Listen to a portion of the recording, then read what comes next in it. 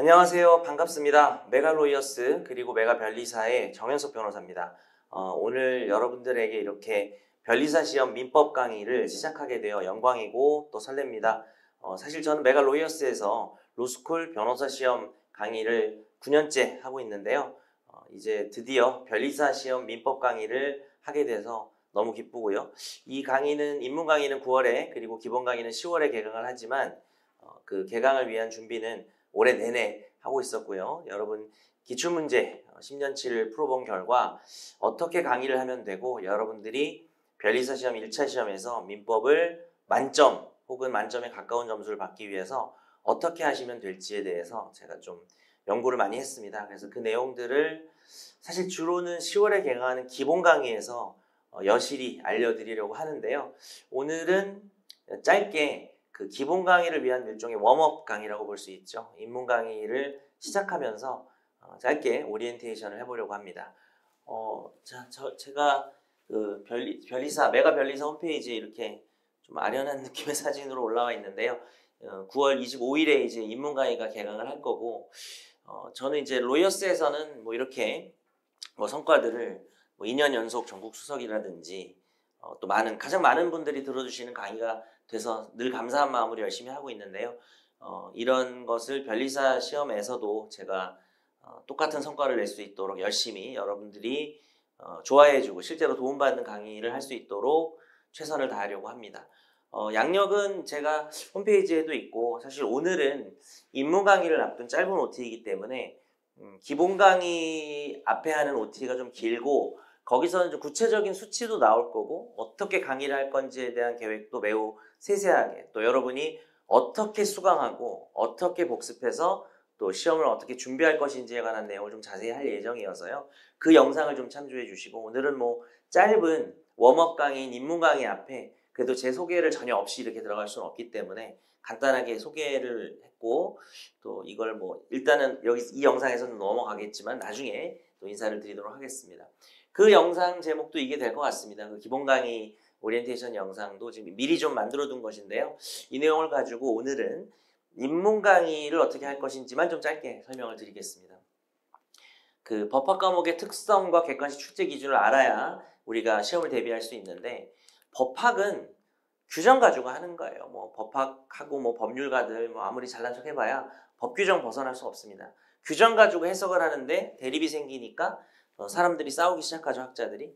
그런데 결국은 법학은 그냥 책상에 박아놓으려고 공부하는 게 아니라 사회에서 분쟁이 생기잖아요.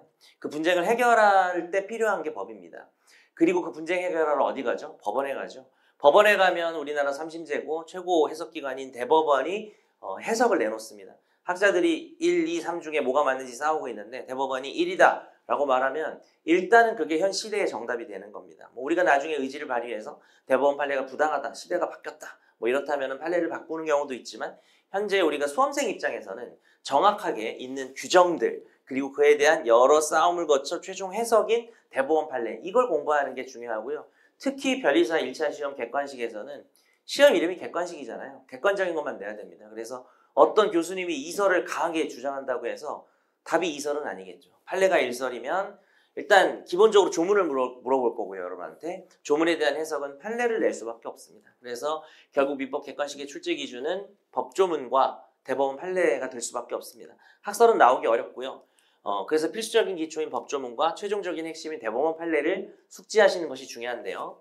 제가 오늘은 말 좀 빨리 할게요. 이 OT를 좀 짧게 하려고 말을 빨리 하는 거고요. 실제 강의에서는 제가 말이 빠르긴 해요. 그래서 그 로스쿨생들이나 변호사 시험 준비하는 친구들이 틀어놓고 요즘 배속이야? 뭐 이렇게 할 때가 있는데 마지막 파이널에 이렇게 정리할 때는 제가 배속처럼 빨리 얘기를 하는데 여러분들이 이제 비법 출신 많으시고 이과 분들 많이 계시기 때문에 기본 강의는 이해를 충분히 할 수 있도록 강의를 할 거예요.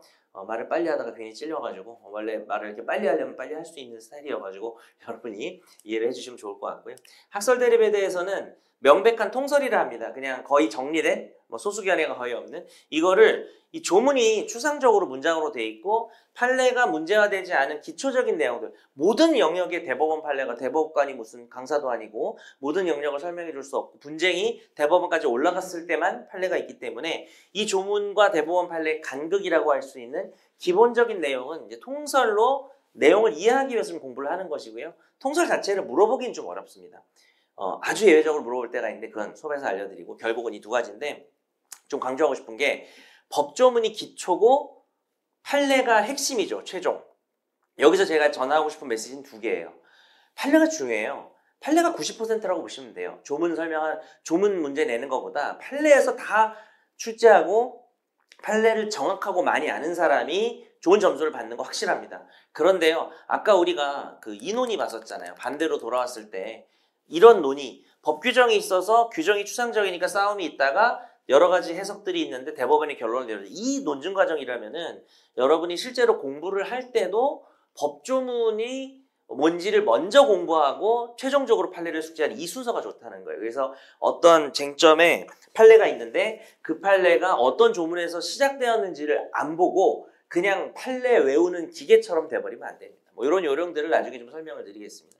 변리사민법의 출제 범위와 난이도에 대해서는 제가 이제 변호사 시험 강의를 많이 하는데 뭐 엄청나게 많이 합니다. 정말 그 변호사 시험에서 가장 제가 많이 이렇게 들어주시는 강의가 된 게 뭐 제 똑같은 강의를 다른 강사님보다 많은 수강생이 듣는다. 뭐 그것도 맞는 얘기인데 강의를 많이 하기도 합니다. 그래서 뭐 어떤 강사님보다도 강의하는 수가 많아요. 그러니까 뭐 객관식도 하고 사례형도 하고 완전 초입문부터 마지막 정말 극 파이널까지 다 하거든요. 그래서 그 시험에 대해서 완전한 분석을 뭐 한 2, 3년 동안 강의하면서 분석하다가 이제 완벽하게 분석이 끝났는데 변리사 시험은 1차 시험에 민법 딱 단일하게 하나밖에 없잖아요. 객관식. 그래서 제가 그 변호사 시험의 객관식을 12년치를 다 풀어봅니다. 12년치를 다 풀고 12년치면 12회가 아니라 48회예요. 왜냐하면 3번의 공식 모의 시험이 있습니다. 그래서 1년에 4회차가 있다 보니까 12년치면 48회거든요. 그걸 제가 매년 다시 풀어요. 예, 미친놈처럼 다시 풉니다. 왜냐하면 다시 풀어봐야 계속 그 트렌드의 경향도 읽을 수가 있고 이런 지문도 나왔었다. 정말 가장 극단적으로 이런 지문까지 나왔었다. 너무 지엽적인 것까지. 뭐 이런 분석이 완벽하게 끝이 나는데 그게 끝난 입장에서 올해 제가 변리사 시험 기출문제 10회분을 풀어보니까 판례하고 조문이 나오는 건 똑같아요. 근데 약간 이런 느낌으로 분석이 끝났습니다. 좀 더 구체적인 분석은 기본 강의에서 해드리겠지만 자, 1로 갈수록 난이도예요. 자, 변호사 시험 같은 경우에는 3, 4에서 많이 출제가 되고 2하고 5도 출제가 됩니다. 1은 좀 출제가 안 되는데 변리사 시험은요. 변호사 시험보다는 좀 확실히 쉽다는 느낌은 있습니다. 다만 지금 변호사 시험 제외하고는 가장 어려운 민법이란 과목이 방대하고 어려운데 그거를 최대한 구현해낸 시험이기도 해요. 변리사 시험도. 예전에 제가 사법시험 공부할 때 저는 사법시험 세대인데 그때 이제 사법시험 기출문제 다 풀고 추가적으로 딱 하나 기출문제 푸는 게 변리사 시험 문제였어요. 왜냐하면 난이도가 비슷하기 때문에. 그런데요. 정확하고 솔직하게 말씀드리면 난이도 차이 있습니다. 제가 변호사 시험에서 객관식 강의하는 것처럼 하지 않을 거예요. 변리사 시험 만점을 목표로 거기에만 맞춰서 이제 강의를 할 예정인데 여기 보면 좀 아시겠지만 사실 5번이요. 수준이 높다일 수도 있는데 지역적이자일 수도 있어요. 어떤 객관식 문제를 풀 때 지문이 어렵게 느껴지는 것은 그걸 잘 모르겠다라는 건데 너무 뭐 수준이 깊어서 여기까지 공부 안 해서 모르는 경우도 있지만 특히 객관식은 지역적인 지문도 많은데요.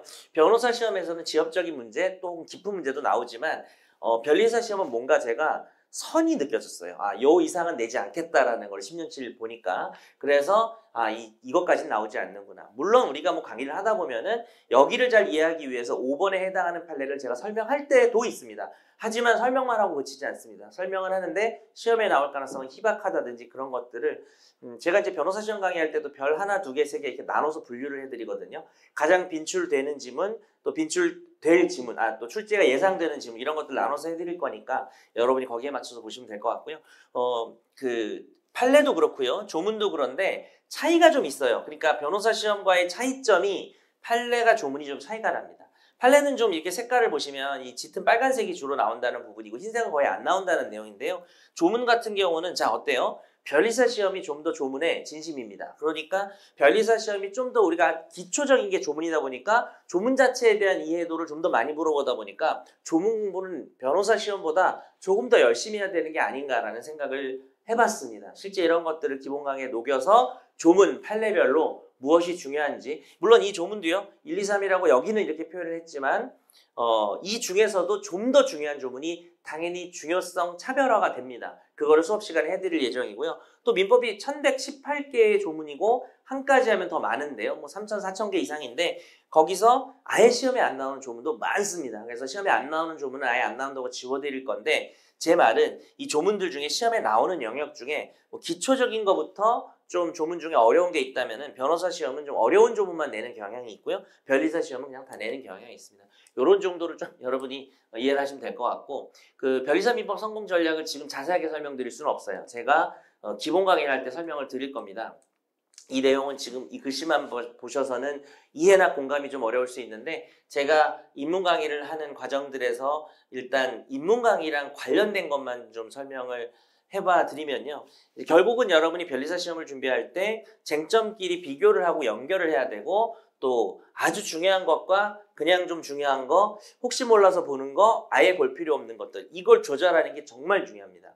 그래서 이 입문 강의에서는 사실 어차피 중요한 것들, 여러분 변리사 민법 1차에 거의 무조건 나오는 주제들 중에서 또 조금 어려운 내용들을 오히려 쉽게 풀어보는 시간을 가져보려고 합니다. 그렇게 생각을 해주시면 좋을 것 같고, 뭐 위치 확인에 대해서는 뭐 실제로 입문 강의에서 하기는 어렵고, 문제 점검이 이제 기본 강의에서 역시 중요한 거긴 한데요. 여러분이 어떤 도전해보지 않은 잘 모르는 낯선 영역에서 시험을 처음 준비하실 때 제일 중요한 거는 뭐 지피지기란 말도 있지만은, 본인이 책을 읽고 문제를 풀어야 되는 시험이면 책을 읽을 때마다 매일매일 그 자기가 읽은 부분에 해당 문제가 객관식이면 객관식, 사례형이면 사례형, 짧게라도, 그러니까 하루에 뭐 8시간 공부한다고 치면 1시간이라도 문제를 풀어보는 작업이 필요합니다. 자기가 읽은 데서만. 그래야 독해법이 교정이 되거든요. 그래서 사실 입문 강의에서도 제가 입문 강의가 끝난 후에 마지막 시간에 뭐 몇 문제, 사실 입문 강의를 하고 나서 문제를 많이 풀 수는 없고요. 그냥 어떤 식으로 나오는지만 좀 보여드리려고 합니다. 근데 그런 것도 처음부터 일종의 습관이고, 여러분이 기본 강의를 할 때도 이런 습관이 드시는 게 좀 중요하다고 생각합니다. 제가 이제 기본 강의를 할 때는 이런 8구준에 여러분이 절대 중간에 멈추지 말고 완강을 하고, 그 다음에 이 부분이 사실 입문 강의랑 좀 관련이 있는 건데, 민법에서 저보고 가장 중요한 가치, 민법을 수험에서 합격하기 위해서 수험생들이 어떻게 공부해야 되는가를 물었을 때 뭐 해줄 얘기가 많겠죠. 해줄 얘기가 많은데 정말 중요한 거를 한 개만 얘기해 보라고 하면 저는 정확성이라고 생각을 합니다.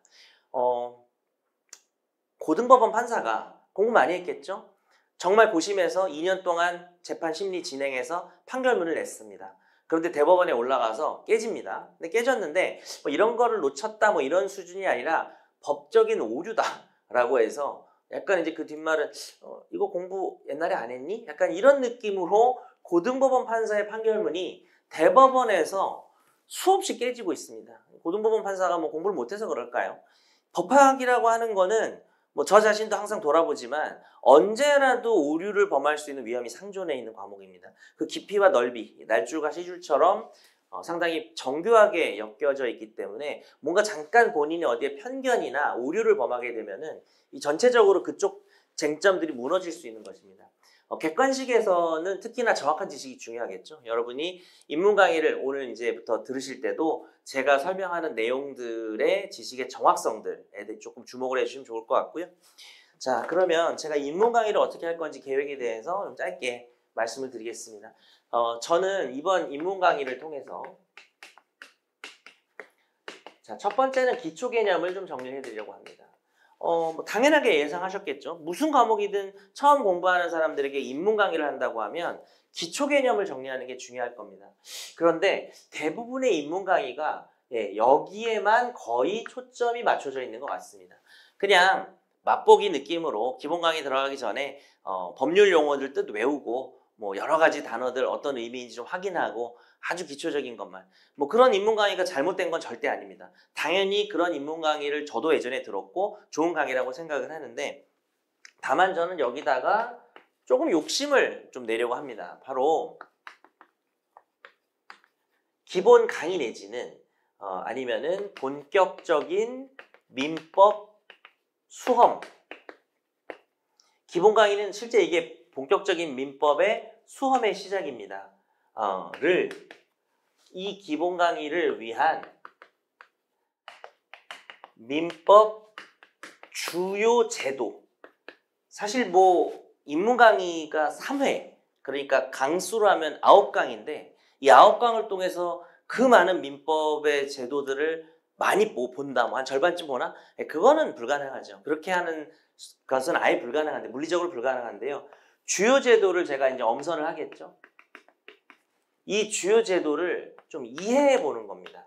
근데 그 이해를 하는 것은 일종의 그 특성을 이해하는 것이 될 수 있어요.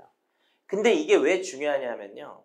여러분 코어라는 거 알죠? 그러니까 민법이 여러 가지 방대한 내용이 섞여 있는 거대한 유기체라고 저는 생각을 하는데, 그게 뭐 건물이라고 해도 거기 정말 중요한 뼈대를 이루거나 여기 한 군데 치면 다 무너질 수 있는, 역으로 얘기하면 그 여러 가지 구조물의 여러 가지 재료나 다양한 부분들이 한꺼번에 만나는 어떤 연결되는 가교나 코어가 되는 부분들이 있거든요.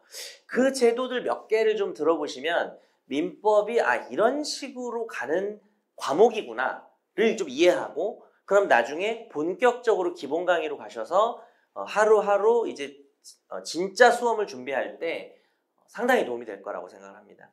제가 이런 식으로 입문 강의를 해서 로스쿨 입학하는, 이제 주요 대학의 법대가 다 없어져서 제가 예전에 입문 강의로 시작을 했는데 그때 비법들이 대부분이었습니다. 근데 법대를 나오거나 예전에는 이제 사법시험을 좀 보다가 이제 1차 시험까지 된 이런 분들하고 같이 로스쿨 1학년에서 경쟁을 해야 돼서 이제 입학하기 전에 제 강의를 선행학습으로 들을 때, 제가 그 선행학습 기본 강의가 여러분처럼 그 10월에 하는 그 30회가 넘는 여러분이 이제 총 문제풀이까지 50회를 지금 기획하고 있는데 로스쿨에서는 40회 정도 하거든요. 거기서는 사례형 대비로 하는 식인데, 그 강의를 하기 전에 또 이런 식으로 웜업 강의, 입문 강의를 넣었는데요. 그게 바로 이런 문제의식이었습니다. 여러분이 실제로 민법이 어렵고 복잡하기 때문에 기본 강의로 그냥 들어갔을 때 하루하루 수업 듣고 진도 나가고 이런 걸 반복하다가 한 며칠 지나서 방법이 좀 잘못됐나 고민하게 되거나 시행착오를 겪는 상황이 올 수도 있거든요. 수업을 아무리 열심히 들어도 본인이 좀 다른 쪽 관점으로 복습을 하다가 이게 좀 수험에 도움이 안 된다고 생각할 수가 있는 거죠. 그것을 방지하기 위해서라도 입문 강의를 들어주시면 민법이 어떤 식으로 생겼는지를 이해할 수 있고요. 그 과정을 통해서, 자, 그래서 여러분이 이제 기본 강의를 실제로 듣고 본격적으로 변리사 민법 수험 공부를 들어갈 때 이번 입문 강의가 밑거름이 되고 또 시행착오를 줄여주는 좋은 역할을 할 거라고 생각합니다. 자, 그러면 이제 이어서 입문 강의를 시작하도록 하겠습니다.